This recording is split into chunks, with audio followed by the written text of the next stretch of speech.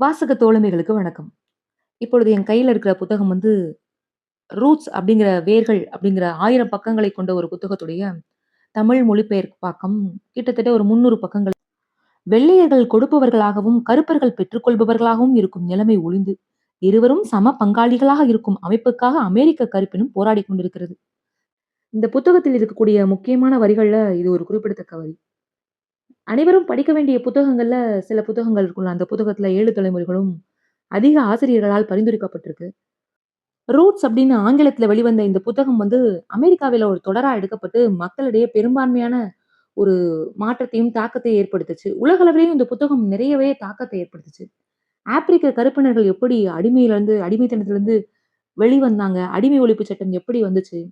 ஒரு ஆப்பிரிக்க கருப்பினரான ஒபாமா எப்படி அமெரிக்க ஜனாதிபதியா வந்தாரு அப்படின்னா, இந்த மாதிரியான ஒரு புத்தகங்கள்ல இருந்து வர்ற எழுச்சியின் மூலமாகவும், ஒரு விழிப்புணர்வு மூலமாகவும் கூட சொல்லலாம்.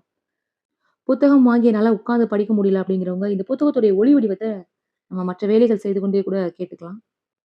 அலெக்ஸ் ஹாலியின் 7 தலைமுறைகள். ஒலி புத்தகம். இணைந்திருங்கள், இயைந்திருங்கள். காற்றோடும் உங்கள் காதுகளோடும் நான் எவி மகிழ.